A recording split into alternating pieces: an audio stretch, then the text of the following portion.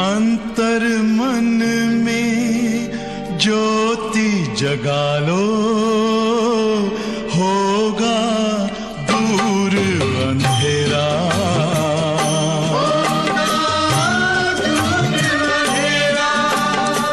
शिव का कर लो ध्यान, आ रहा पावन पुण्य सवेरा।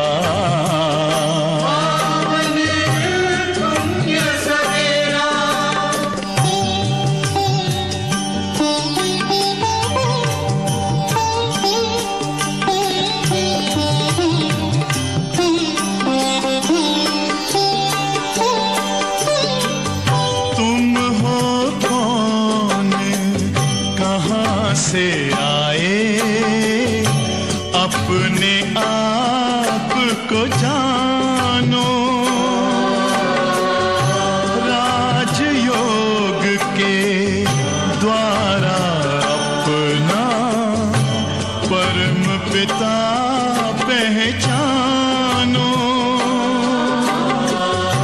इसी राजपथ पर चलकर पालो अपना बसेरा।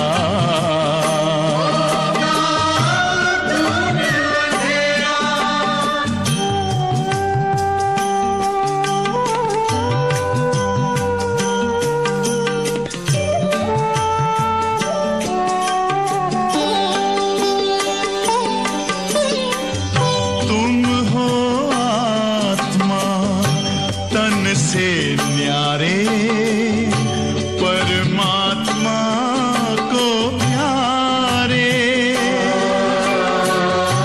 दिव्य गुणों को धारण करके योगी बनो दुलारे। ज्योति बिंदु ही तोड़ेगा ये माया का घेरा।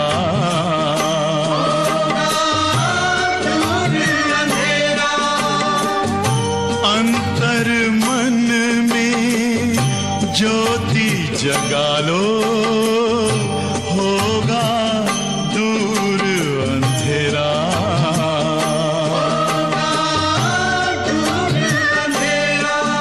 ओम शांति, ओम शांति, ओम शांति।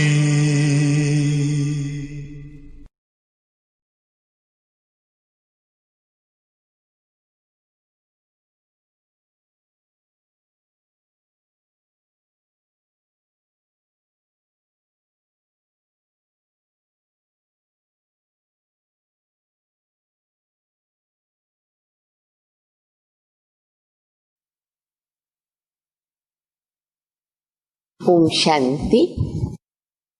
मुरली की तारीख है 9/12/2020। बाबा आज मुरली के अंदर हम बच्चों को बड़े गुह्य राज बता रहे। आज की मुरली एकाग्र मन से सुनेंगे तो बहुत अच्छी तरह उसको समझ सकेंगे। कर्म कर्म विकर्म ये गति तो बाबा समझाते हैं। संकल्प, विकल्प और निरसंकल्प, इसके ऊपर आज बाबा बता रहे हैं। जब आत्मा शरीर धारण करती है तो संकल्प करना तो आरंभ हो जाता। संकल्प अज्ञान काल में भी हम करते थे, संकल्प सतयुग में भी आत्मा करेगी, संकल्प अभी भी करते हैं। लेकिन बाबा ने जो राज बताया है वो ये है कि तुम बच्चे यहाँ पर निस्वार्थ सेवा अर्थ जो संकल्प करते हो वो तुम्हारे संकल्प निरसंकल्प में गिनती होते हैं। आत्मा जब परम धाम में रहती है तब तो वो निरसंकल्प है, न उसके पास है संकल्प और न उसके पास है विकल्प। परंतु सतयुग से लेकर के तो हम संकल्प करते, तो संगम युग पर कैसे हम सेवार्थ संकल्प करें और वो हमारे संकल्प निरसंकल्प में गिनती हो। बाबा ने उसको स्पष्ट किया है। फिर अगर हम विकार के वश कर्म करते हैं तो वो हमारे विकर्म कहलाते, उनकी तो सजा भोगनी होती है। तो बहुत अच्छे राज बाबा मुरली में सुना रहे हैं। बाबा की मुरली सुनेंगे। मीठे बच्चे, जो संकल्प ईश्वरीय सेवा अर्थ चलते हैं, जो संकल्प ईश्वरीय सेवा अर्थ चलते हैं, उसे शुद्ध संकल्प व निरसंकल्प ही कहेंगे, व्यर्थ नहीं।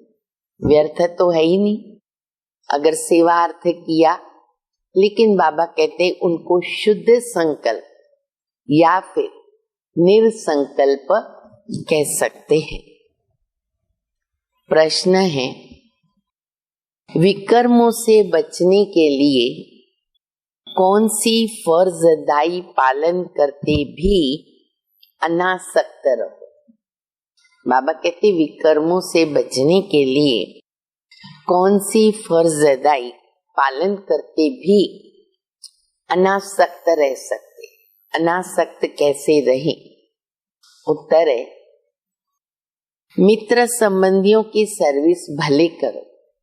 चैरिटी बिगिंस एट होम तो बाबा बताते हैं। तो मित्र संबंधियों की सेवा तो करते हैं प्रवृत्ति में रहते हुए, लेकिन अलौकिक ईश्वरीय दृष्टि रख करके करो। मेरा माता पिता भाई बहन या कोई भी संबंध है, दैहिक संबंध, उसको याद नहीं करना है। अलौकिक ईश्वरीय दृष्टि रख करके बाबा कहते व्यवहार करो। उनमें मोह की रग नहीं होनी चाहिए। अलौकिक दृष्टि से करेंगे तो ऑटोमेटिकली अनासक्त रहेंगे। तो बाबा कहते मोह की रग नहीं होनी चाहिए। अगर किसी विकारी संबंध से संकल्प भी चलता है तो वह विकर्म बन जाता। विकारी संबंध से बाबा कहते केवल संकल्प भी आया ना, वाणी अलग कर्म अलग, पर संकल्प भी आया तो हमारा पाप में गिनती होता, हमारे विकर्म बन जाते हैं। इसलिए अनासक्त होकर फर्ज अदाई पालन कर, जिसको बाबा कहते हैं ना कमल पुष्प के समान जीवन। जितना हो सके देही अभिमानी रहने का पुरुषार्थ करो। ओम शांति। आज तुम बच्चों को संकल्प, विकल्प, निरसंकल्प, बहुत अच्छी पॉइंट्स नोट करने की है।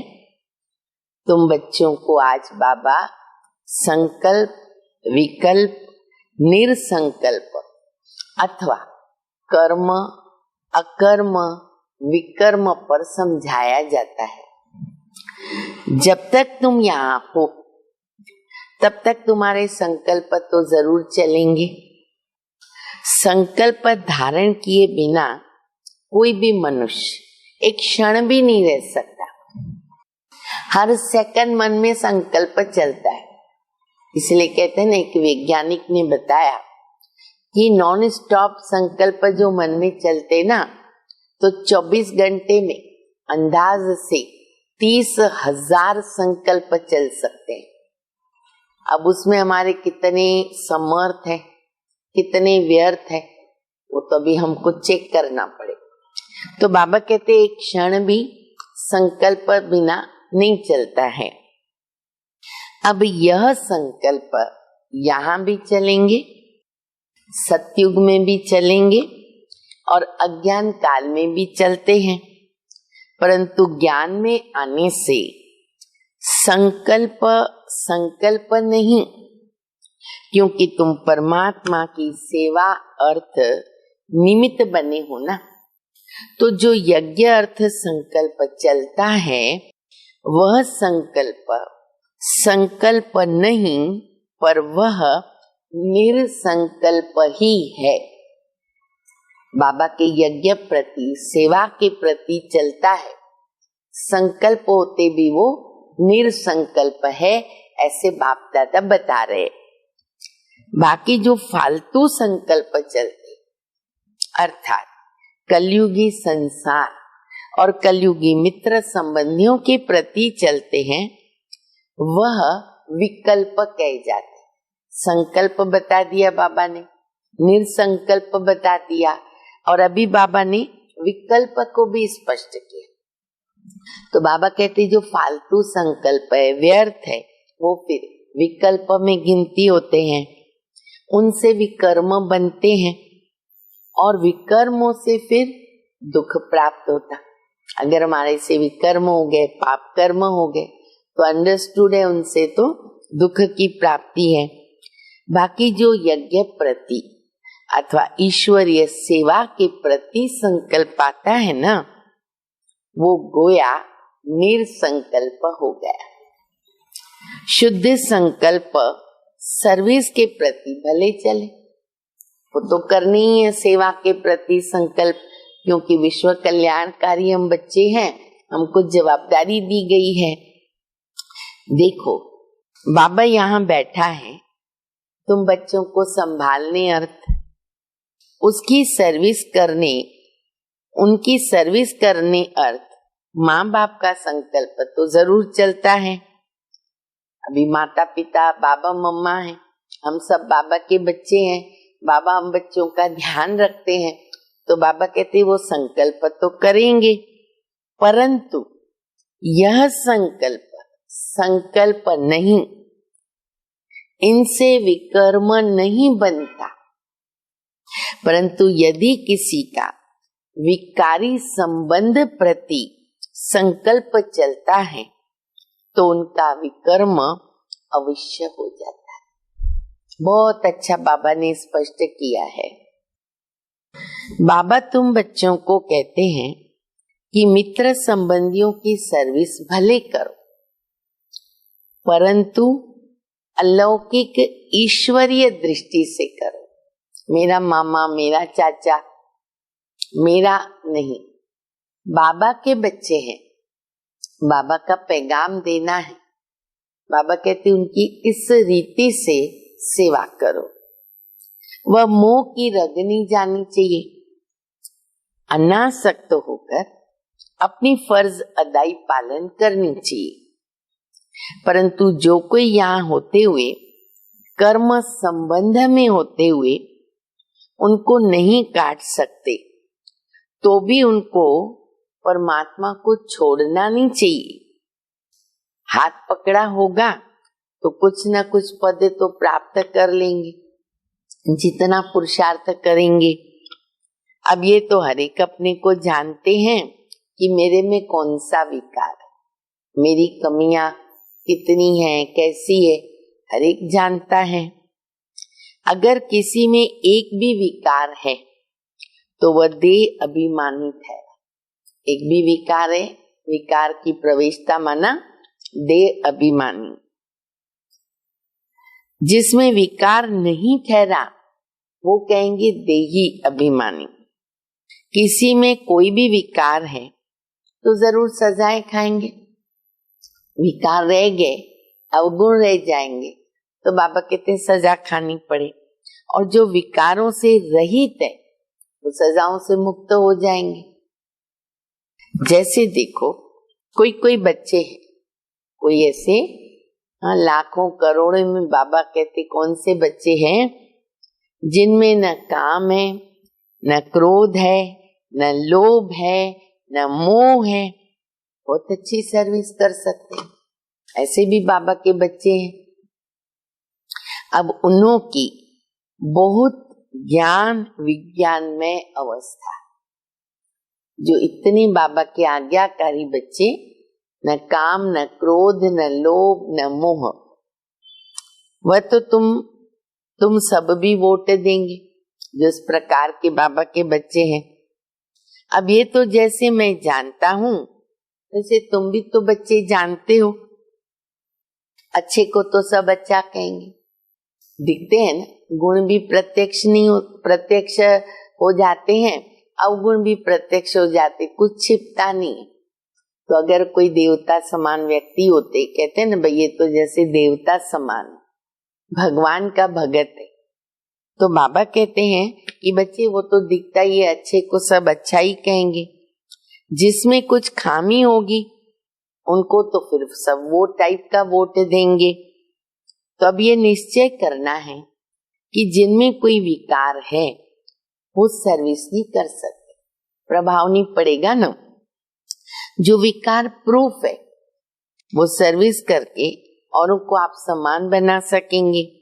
इसलिए विकारों को पूर्ण रीति जीत पहनना चाहिए, विकल्प पर पूर्ण जीत चाहिए। कोई विकल्प न चले मेरे पास, कोई बाबा कहते व्यर्थ विचार न आवे। ईश्वर अर्थ संकल्प को निरसंकल्प रखा जाएगा। ये लाइन हमको याद रखनी पड़े, ईश्वर अर्थ संकल्प को निरसंकल्प रखा जाएगा या कहा जाएगा। वास्तव में निरसंकल्पता उसी को कहते, एक्चुअली निरसंकल्प का अर्थ क्या है वो बाबा भी बता रहे। तो बाबा कहते हैं निरसंकल्पता कहते उसको है कि जो संकल्प चले ही नहीं, दुख सुख से न्यारे हो जाए। वो तो तुम अंत में जब हिसाब किताब चुकतू करके चले जाते हो तो वहां दुख सुख से न्यारी अवस्था होती है, तो कोई भी संकल्प नहीं चलता। अब ये बात बाबा कहाँ की बता रहे, शांतिधाम परमधाम।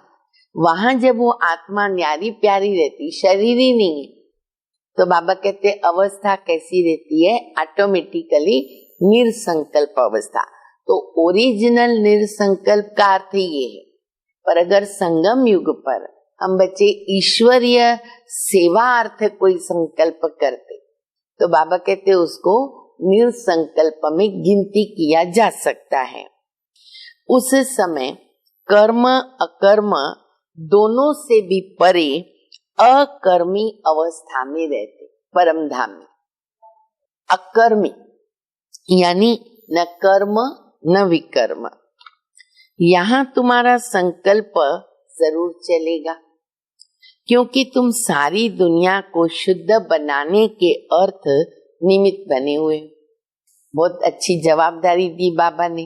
तो संकल्प तो चलेंगे कि कैसे सेवा करें, क्या करें, तो उसके लिए तुम्हारे शुद्ध संकल्प तो जरूर चलेंगे।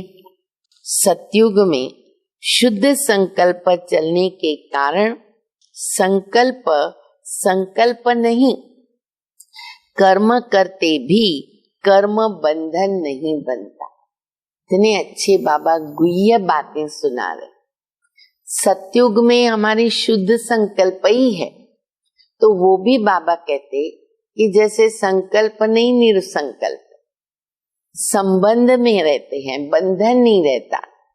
परम धाम में आत्मा जो निरसंकल्प रहती है वो अलग स्थिति है, संगम की जो स्थिति है वो अलग स्थिति है। समझा? तभी कर्म अकर्म और विकर्म की गति परमात्मा ही समझा सकते। कितना बाबा अच्छी तरह बता रहे। और वही विकर्मों से छुड़ाने वाले हैं।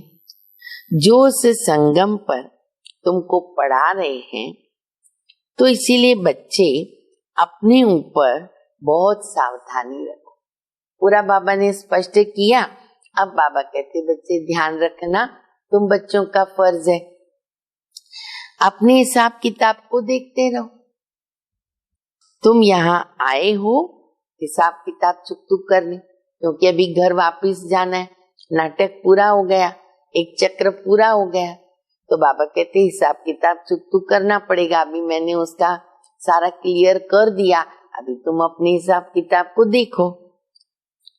ऐसे तो नहीं यहाँ आकर भी हिसाब किताब बनाते जाओ और सजा खानी पड़े। ये भी बड़ी गुह्य बात है। बाबा का बनने के बाद भी हम हिसाब किताब बनाते जाए, प्लस करें, विकर्म करें, व्यर्थ विचार करें, बाबा कहते सजा बन जाएगी उसकी। अब तो तुमको माइनस करना है, खत्म करना है हिसाब किताब।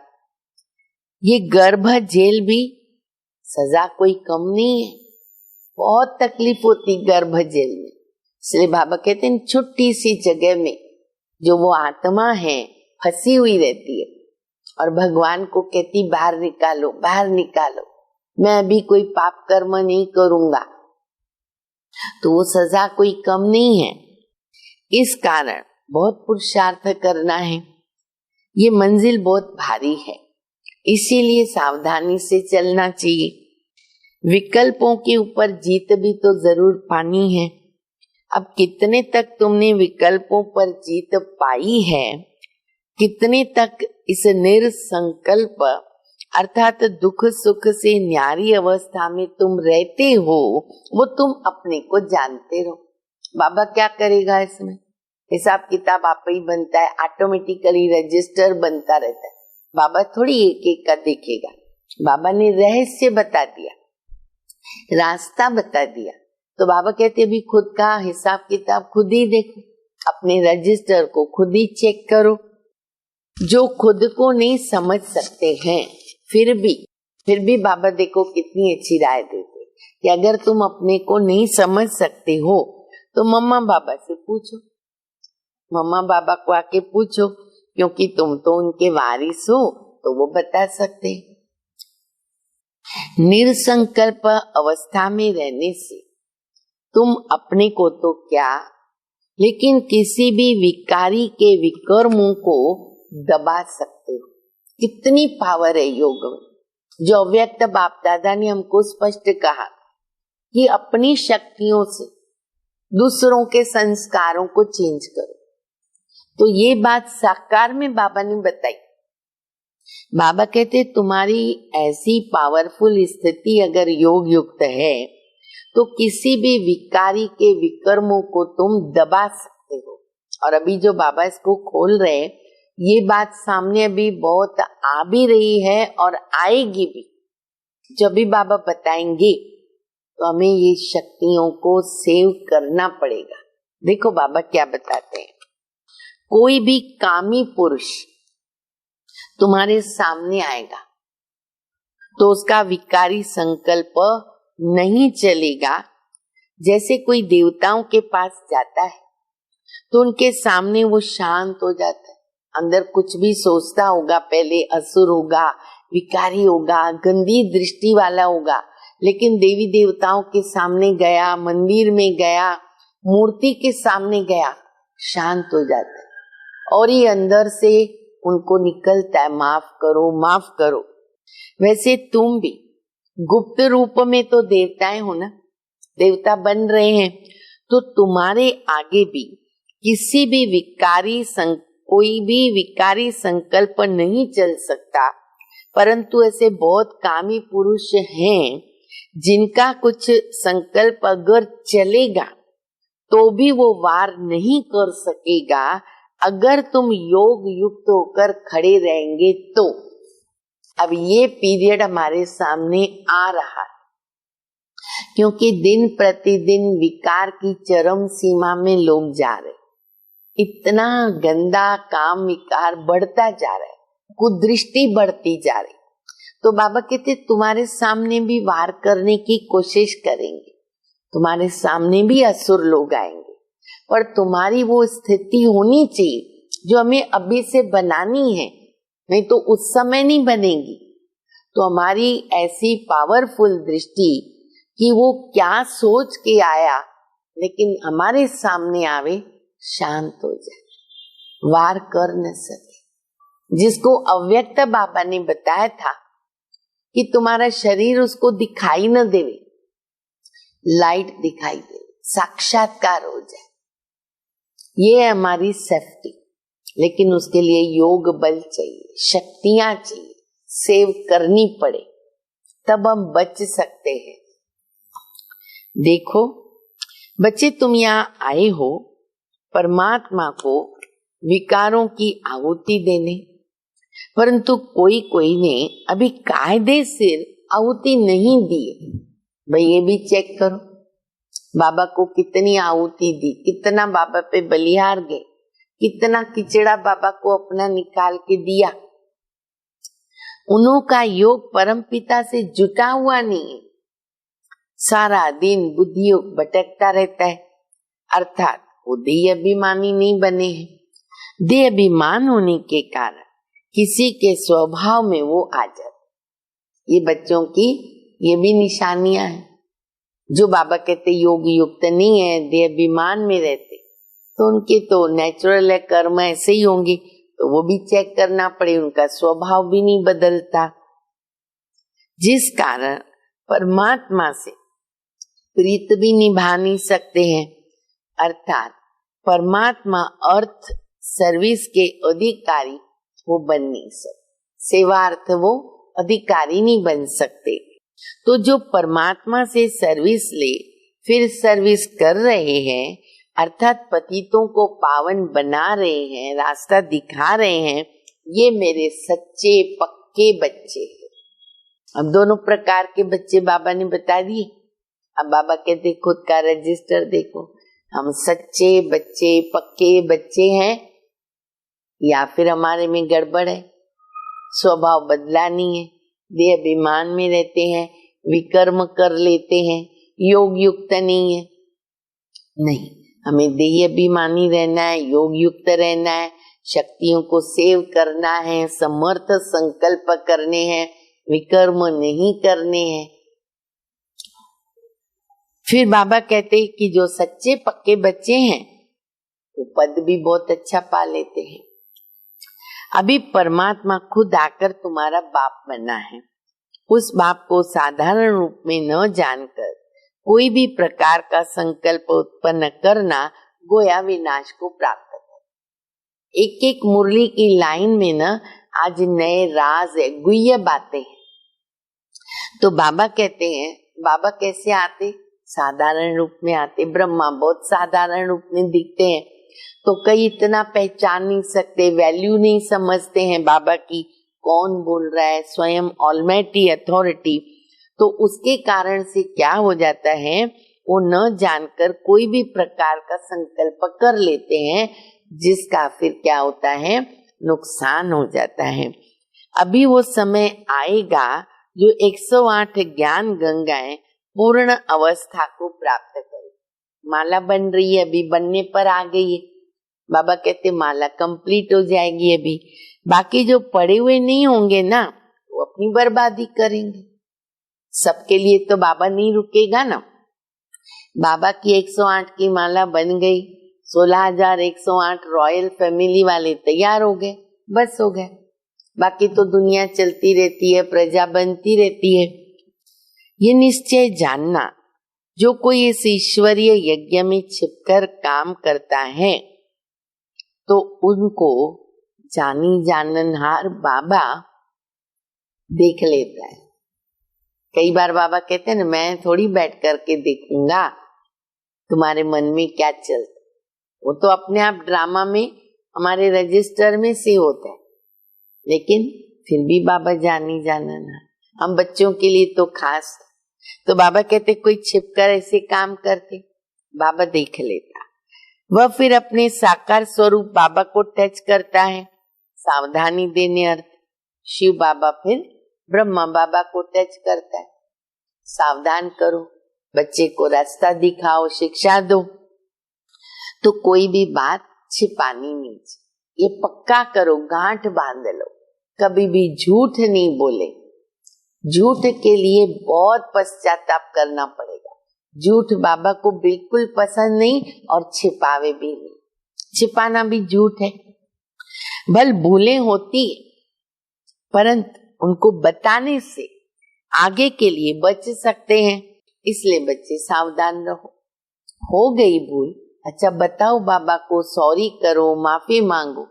कॉमन भी जब हम व्यवहार में चलते हैं ना, भूल करते हैं, तुरंत उस व्यक्ति से भी माफी मांगनी चाहिए। बच्चों को पहले अपने को आत्मा समझना है कि मैं कौन हूँ, व्हाट एम आई। मैं शरीर, मैं शरीर को नहीं कहते, मैं कहते हैं आत्मा को। मैं माना आत्मा। मैं आत्मा कहाँ से आई, किसकी संतान हूँ? आत्मा को जब ये मालूम पड़ जाए कि मैं आत्मा परम पिता परमात्मा की संतान हूँ, तब अपने बाप को याद करने से वो खुशी में आ जाएगी।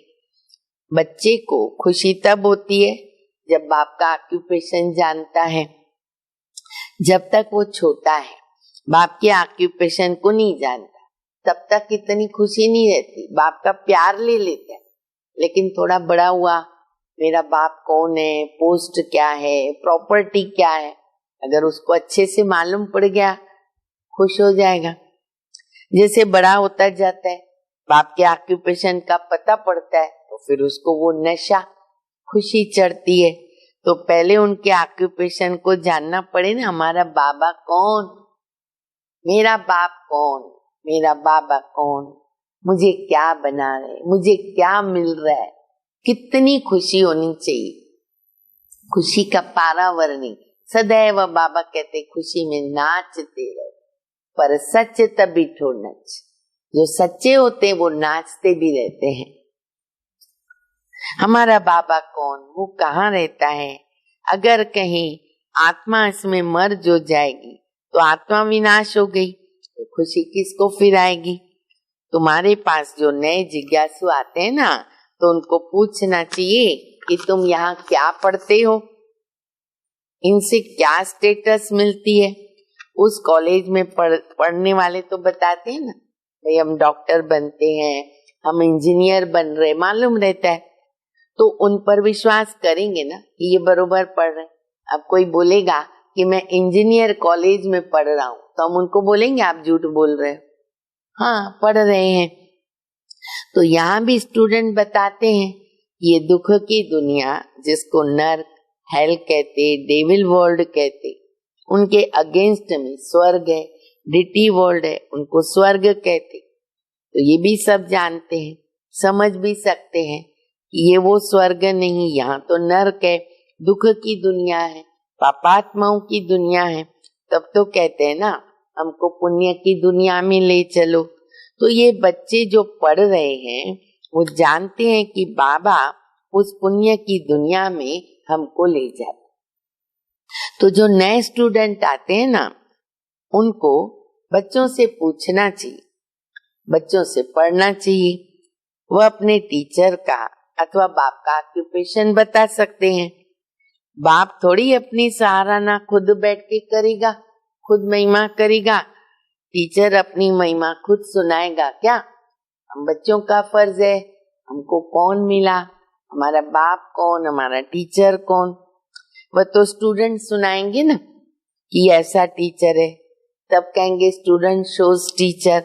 मास्टर, तुम बच्चे जो इतना कोर्स पढ़कर आए हो, तुम्हारा काम है नयों को बैठ के समझाना। बाकी टीचर जो बीए एमए पढ़ा रहे हैं, वो बैठकर नए स्टूडेंट को एमबीसी सिखलाएंगे क्या? कोई स्टूडेंट अच्छे होशियार होते हैं, स्टूडेंट्स होशियार होते तो दूसरों को पढ़ाते, उसमें माता गुरु तो मशहूर है। ये है डिटी धर्म की पहली माता, जिसको जगदम्बा कहेंगे। माता की बहुत महिमा है। बंगाल में काली, दुर्गा, सरस्वती, लक्ष्मी, चारों देवियों की बहुत पूजा होती। अब उन चारों का ऑक्यूपेशन मालूम होना चाहिए। जैसे लक्ष्मी है और वह लक्ष्मी इन चार देवियों की बहुत पूजा करते, तो बाबा कहते जैसे लक्ष्मी है तो वो है गॉडेस ऑफ वेल्थ वह तो यहाँ ही राज्य करके गई। बाकी काली, दुर्गा आदि जो है ना, वो सब इस समय के नाम। लक्ष्मी भविष्य में होती है पर काली, दुर्गा, जगदम्बा संगम पर होती है। अगर चार माताएं हैं तो फिर उनके चार पति भी होने चाहिए। चार देवी बता दी, चार माताएं हो गई तो बाबा कहते फिर उनके चार पति। अब लक्ष्मी का तो पति बता दिया, एक से प्रसिद्ध है, वो कौन है? नारायण। अच्छा बताओ, काली का पति कौन? तो कहेंगे शंकर। लेकिन शंकर को तो पार्वती का पति बताते। पार्वती तो कोई काली नहीं है, बहुत हैं जो काली को पूजते, माता को याद कर, लेकिन पिता का पता ही नहीं। काली का पति कौन? बोल देंगे शंकर। अब बाबा कहते बताओ, वो तो पार्वती थी। काली का या तो पति होना चाहिए या तो पिता होना चाहिए, कुछ तो होना चाहिए ना, लेकिन कोई को पता नहीं। तुमको समझाना है कि दुनिया तो ये एक ही है। जो कोई समय दुख की दुनिया अथवा दोजक बन जाती है और वही फिर सतयुग में वही स्वर्ग बन जाती है। लक्ष्मी नारायण भी इस सृष्टि पर सतयुग के समय राज्य करते थे। बाकी सूक्ष्म में तो कोई वैकुंठ नहीं, सूक्ष्म वतन में जहाँ सूक्ष्म लक्ष्मी नारायण हो, उनके चित्र भी तो यहाँ ही है ना, यही है भारत में, जरूर यहाँ राज्य करके गए। तो खेल सारा इस कॉर्पोरियल वर्ल्ड में चलता है। हिस्ट्री ज्योग्राफी इस कॉर्पोरियल वर्ल्ड की है। सूक्ष्म वतन की कोई हिस्ट्री ज्योग्राफी नहीं है, लेकिन सभी बातों को छोड़कर ये सब डिटेल बात है। नए जिज्ञासु को क्या करो, पहले अलफ, पहले बाबा का परिचय वो सीख लाओ, उसके बाद ABCD। अलफ है गॉड, वो सुप्रीम सोल है। जब तक वो पूरा नहीं समझा ना, तब तक परम पिता के लिए वो उसको लव नहीं पैदा हो, खुशी नहीं होगी। क्योंकि पहले जब बाबा को जाने, उनके ऑक्यूपेशन को जाने, तब तो खुशी होगी ना उसको। तो खुशी है इस पहली बात में। कौन सी बात? बाबा का परिचय देने में। गॉड तो एवर हैप्पी है, अनादि है, आनंद स्वरूप है, उनके हम बच्चे हैं, तो क्यों नहीं हमको खुशी आनी चाहिए? अरे गुदगुदी क्यों नहीं होती? इतनी खुशी होनी चाहिए, गुदगुदी हो जाए। I am son of God, I am ever happy master God। देखो बाबा कितना इंग्लिश सिखा रहे। I am son of God, हम उनके बच्चे हैं। I am ever happy master God। वह खुशी नहीं आती तो सिद्ध है कि वो अपने को सन यानी बच्चा नहीं समझता, अगर खुशी नहीं है तो। God is ever happy but I am not happy। God is ever happy but I am not happy, क्योंकि फादर को जानते। बात तो सहज। कोई को यह ज्ञान सुनने के बदले शांति अच्छी लगती, इसको खाली योग अच्छा लगता है, शांति अच्छी लगती, क्योंकि बहुत है जो ज्ञान नहीं उठा सकेंगे। इतना समय कहाँ है, बस इस अलफ को जानकर साइलेंस में रहो तो भी तो अच्छा है। चलो उतना ही सीखो। जैसे सन्यासी भी पहाड़ों के कंदराओं में जाकर क्या करते, परमात्मा की याद में बैठते, वैसे परम पिता परमात्मा की उस सुप्रीम लाइट की अगर याद में भी रहते हैं ना, चलो वो भी अच्छा है। उसकी याद से सन्यासी भी निर्विकारी बन सकते, परंतु घर बैठे तो याद नहीं कर सकते हैं, वहां तो बाल बच्चों में उनका मोह जाता रहेगा, इसलिए वो सन्यास ले लेते हैं। होली बन जाते तो उसमें सुख तो है ना, पवित्र बने थोड़ा तो सुख मिलेगा। सन्यासी सबसे अच्छे।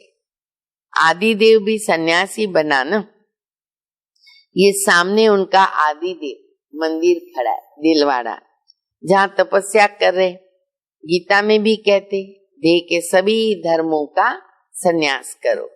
वह सन्यास कर जाते तो महात्मा बन जाते। गृहस्थी को महात्मा तो नहीं कहते, वो तो बेकायदा है, उनको तो महात्मा नहीं कहेंगे।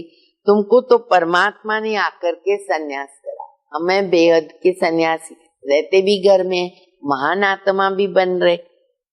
सन्यास करते सुख के लिए, महात्मा कभी दुखी नहीं होते। राजाएं भी सन्यास करते ना तो ताज आदि फेंक देते हैं।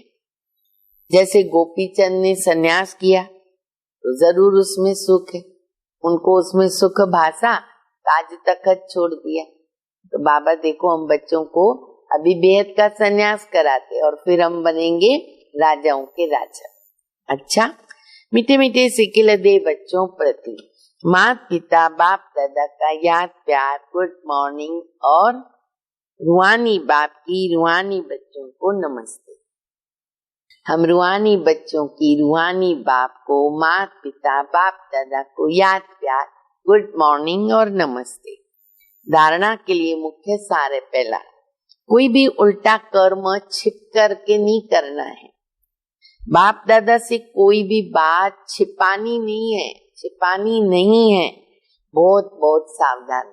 पूरा आज रजिस्टर चेक करो अपना सब, संकल्प, विकल्प, निरसंकल्प, कर्म, अकर्म, विकर्म। Student shows master. जो पढ़ा है दूसरों को पढ़ाओ। एवर हैप्पी गॉड के बच्चे इस स्मृति में अपार खुशी मिले। वरदान, हर आत्मा को ऊंच उठाने की भावना से रिवॉर्ड देने वाले शुभ चिंतक। हर आत्मा के प्रति श्रेष्ठ भावना अर्थात ऊंच उठाने की, आगे बढ़ाने की भावना रखना अर्थात शुभ चिंतक। हर आत्मा के प्रति अच्छी भावना, अपनी शुभ वृत्ति से, शुभ चिंतक स्थिति से अन्य के अवगुण को भी परिवर्तन कर, किसी की भी कमजोरी व अवगुण को अपनी कमजोरी समझकर वर्णन करने के बजाय, फैलाने के बजाय उसको समाना और परिवर्तन करना, इसको बोलते रिकॉर्ड दो। बहुत बड़ा अच्छा गुण। वर्णन मत करो, उसको समाओ, उनको परिवर्तन करने में मदद करो। बड़ी बात को छोटा बनाना, दिल शिकस्त को शक्तिवान बनाना, उसके संग के रंग में नहीं आने का, सदा उन्हें उत्साह उमंग मिलाओ, ये है रिकॉर्ड। ऐसे रिकॉर्ड देने वाले उनको कहेंगे शुभ चिंतक। स्लोगन है, त्याग का भाग्य समाप्त करने वाला पुराना स्वभाव संस्कार है। त्याग का भाग्य समाप्त करने वाला पुराना स्वभाव संस्कार है, इसीलिए उसका भी त्याग कर, त्याग का भी त्याग कर। ओम शांति।